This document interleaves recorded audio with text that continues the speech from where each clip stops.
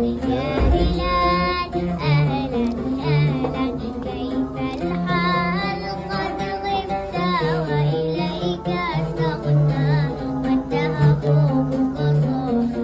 الله الحمد لله الثناء لله والصلاة والسلام على رسول الله صلى الله عليه وسلم وبعد السلام عليكم ورحمة الله وبركاته. سلام كديب إلهي سبحانه وتعالى يا مهدله إن سو غارسيي بشي بركيسنيد خير كبدنيد waxaan ilaahay subhanahu wa ta'ala ka rajaynaynaa inuu ilaahay cibaadada iyo amalka saalixiin qabanayno inuu ilaahay subhanahu wa ta'ala inaga aqbalo jannooyinkiisana ilaahay subhanahu wa ta'ala inoogu martiqaado waxa weeyaan walaalayaal waxaynu ka hadli doonaa habeenkan caawa asbaab al-khushu' fi salaadu waxa weeyaan walaalayaal xiriirka u dhaxeeya adoonka iyo ilaahay صلة بين العبد وربه حرير كي ودحيا أدونكيو إلهي سبحانه وتعالى صلاة وتيرك إسلام كو أبوي خشوع دنا وحويان مد مطلب الشرعية ولوجا بهاي يوقف إنه إلهي سبحانه وتعالى مركو هرجو وأخشوع صناده إذا خشوع دوا محي ودجناشو وحصلوني adoonku u garto inuu ilaahay subhanahu wa ta'ala hor joogo Allahi abuuray hor joogo oo u sujuudayo waa inuu adoonku garto waa qalbiga ibn aadamka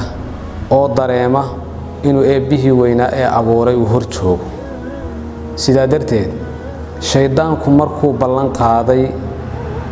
inuu ina aadamu halaynayo oo uu kaga imanayo afar dhinac kastaba uu kaga imanayo sumalaatiyannahum min bayna aydihim wa min khalfihim markuu yiri ee uu ballan qaaday in aadam inuu halaynayo shayga ugu weyn ee in aadam uu ku soo qaaday waxa weeyaan in uu salaada markuu ku jiro uu ka haleeyo salaadii uu ka waswaasiyo salaadii sidaa darteed waxa la inooga baahan yahay walaalayaal inaynu eegano salaadeeni markaan ilaahay subhanahu wa ta'ala أنا صرت عجينه خشوعه واجب أي كتاه قفك مركو صلاة دجاله إنه إلهي سبحانه وتعالى وأخشوع صناده إلهي سبحانه وتعالى كتاب كيس القرآن كواكي كلها واستعينوا بالصبر والصلاة وإنها لكبيرة إلا على الخاشعين إلهي سبحانه وتعالى وحين غيري قرقار سده صلاة إيا الصبرك صلاة سنة وحي كوين تهيو تدك إلهي سبحانه وتعالى وخشوعية أي صلاة أي كوين تهي وإلهي مركي هرجوغان تنقون يكوى مركاسي إلهي توسس كوحريه إلهي وحكو أمان ددك مؤمنين تأه صفة كميدة صفوينك وقيمة بدنوءة إن أي مركي صلاة تكنيان إلهي سبحانه وتعالى وخشوعان قد أفلح المؤمنون الذين هم في صلاتهم خاشعون أي إلهي سبحانه وتعالى ويلي وحل إيماني ضدك مؤمنين تأه إمرك أي صلاة تكنيان إلهي سبحانه وتعالى وخشوعي أي الليباني أي إلهي سبحانه وتعالى ويلي هذا فضلك إلهي هاي خشوعه أي نكتل مامنا بهالحديث ورسولك عليه الصلاة والسلام وإنه الشيء ورسولك عليه الصلاة والسلام ويري شن صلاة أيو إلهي سبحانه وتعالى إنه فرض يلي قفك وناتشيا ويسديسي وناتشيا إلاليا شنتي وقتي لتكن إلاليا إلاليا ركوع دودا إلاليا خشوع دي إلاليا إلهي سبحانه وتعالى وحا أبلن قاضيك إنه أدن بدافيو القيمة إلى هذا هو الريان في ريا أن خشوع إلهي سبحانه وتعالى الله خشوع أيه مركز صلاة اللي وجره إلهي سبحانه وتعالى وإنه قدام بدافيا خشوع ذا إنه خشوع إنه حذيفة رضي الله عنه أيايري شيء أبوه الريا الدين تلوايا وحويا خشوع ذا بويري shayga ugu horeeya diinta la waayayo waa khushuucda shayga ugu dambeeya ee diintiina aad waayaysiina waa salaada badanaa buu yidhi dad tukanayo oo alla wax khayr ay leeyihiin ayna jirin oo masaajida soo galayo oo haddana markaasi aan ilaahay subxaanahu wa tacaala aan khushuucayn miskiidku waa tukanayaa wuu hor joogaa ilaahay subxaanahu wa tacaala laakiin qalbigiisu waa maqan yahay waana sida hadda ina haysata bulshadeenna inta u badan sida ina haysata markaynu cibaadaysanayno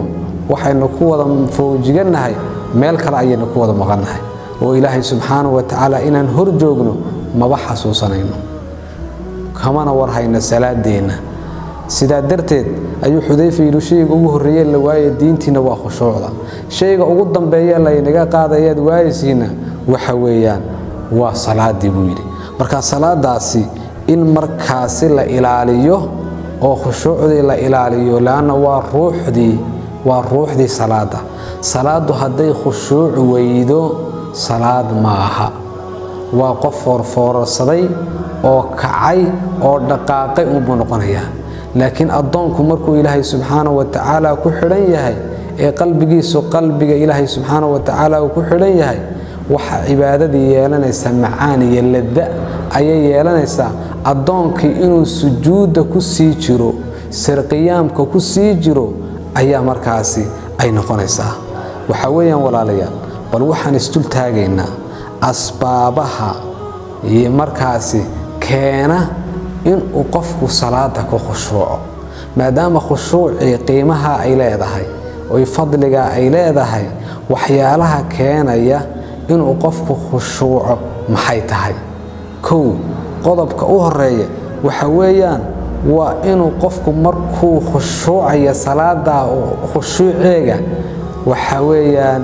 waa inuu qofku garanayo in ay salaadu tahay shayga kaliyaate ugu horeeya ee ilaahay xisaabinayo maalinta qiyaamaha awwalu maa yuxaasabu bihi alcabda yowma alqiyaama as-salaat ayuu rasuulku calayhi salaatu wasalaam yidhi shayga ugu horeeya ibna aadam maalinta qiyaamaha la xisaabin doono waa salaada fa in salaxat haddii salaadiisaasi wanaagsanaato salaxa saa'iru camalihi camalkiisoo dhanna waa wanaagsanaanaya haddii salaadiisaasi xumaatana hadday xumaato salaadiisaas ay xumaatana camalkiisiina waa xumaanaya camalkiisiina idan qofku hadduu ishordhigo oo uu yidhaahdo salaadii aad ku jirtay qiimaha ay leedahay uu dareemo maalinta qiyaamahana in ilaahay subxaanahu wa tacaala shayga ugu horeeya uu weydiinaya ay tahay salaada hadduu dareensan yahay markuu ilaahay subxaanahu wa tacaala hor joogo waxa weeye waxa noqonayaa xiriirkiisa ilaahay uu la xiriirayaa xiriir toos ayuu noqonayaa oo ilaahay subxaanahu wa tacaala cibaadadiisii uu sugayaa oo wuxuu u tukanayaa si uu markaas ilaahay hor joogo ayuu tukanayaa waxaan wada garanaynaa saxaabada rasuulka calayhi salaatu wasalaam nin markaasi lug ay xanuunaysay oo lugtaa waa lagaa jari la yidhi waxa uu yidhi intaan salaada ku jiro iga jara لأن مركان لugtiisa la jarayo warba kama haynba isagu waxa uu la xiriirsanaa ilaahay subxaanahu wa tacaala waxa uu dareemayay aayaadka rabbi subxaanahu wa tacaala waxa uu hor joogay oo uu dhandhasanayay ladada cibaadada ayuu dareemayay laakiin ma dareemayn xanuunka lugta lagu haya ama lugta laga goynayo ma dareemayn waxa ka weynaa ilaahay subxaanahu wa tacaala la sheekaysigiisa iyo ilaahay subxaanahu wa tacaala aayaadka qur'aanka uu akhrinayo ee toos ugu dhacaya ayuu markaasi dareenkiisu u ahaa qodobka labaad ee markaasi salaadeenu khushuuc ay ku yeelanayso